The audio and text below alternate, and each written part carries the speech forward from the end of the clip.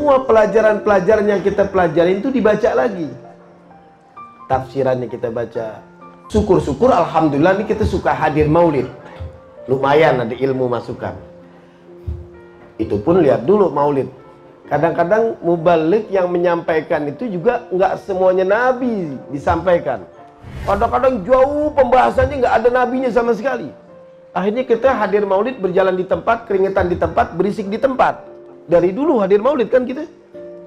Berapa tahun? Bertahun-tahun. Berapa majelis? Berpuluh-puluh majelis. Kita mestinya udah dapat S4 ini. Bukan cuma S3. Tapi kenapa?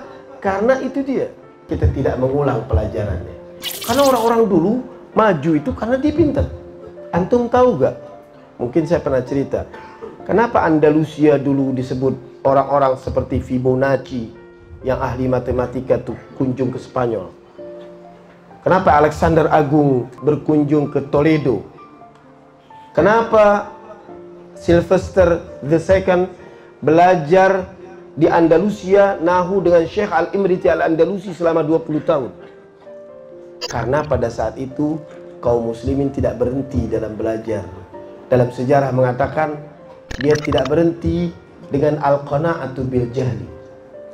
Siapa yang tidak kenal tulisan Al-Muqaddimah karangan Ibnu Khaldun yang mengalahkan tulisan Adam Smith? Karena mereka tidak puas dengan kebodohannya seluruhnya. Orang-orang barat menyebut Ibnu Sina sekarang Avicenna karena agung pada saat itu.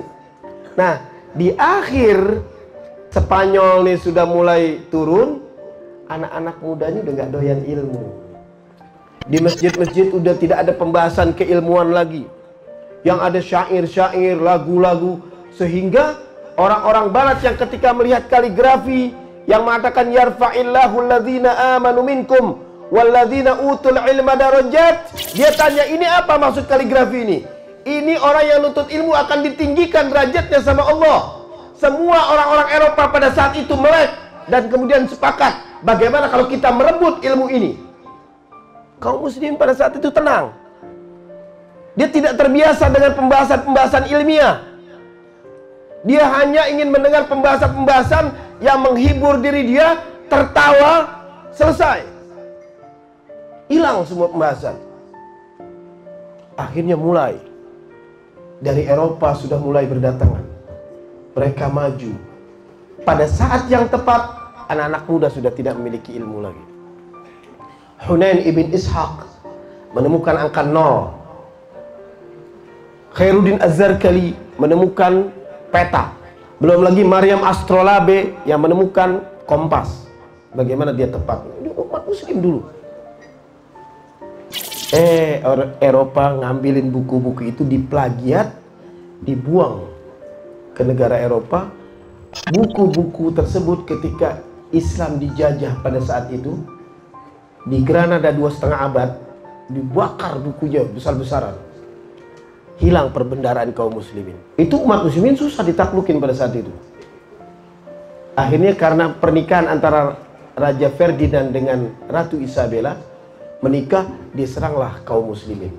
Kaum muslimin kaget. Dia bingung, tidak ada yang bisa diwariskan lagi. Kebalikan, Jepang yang dulunya di zaman era Tokugawa, orang-orang yang dihormati, dirubah sama Mori Arinori, berubah menjadi restorasi Meiji. Ketika Jepang dibom, apa kata Pangeran Hirohito? Saya minta tunjuk tangan, ada gak guru di antara sini? Tunjuk semua guru. Hitung 20 orang, yang 20 singkir. Yang lain bekerja, kita didik ini guru. Guru ini diberi makan, kemudian ini segala macam. Akhirnya timbullah murid-murid yang cemerlang. Sekarang Jepang menjadi maju karena dia menghormati keilmuan.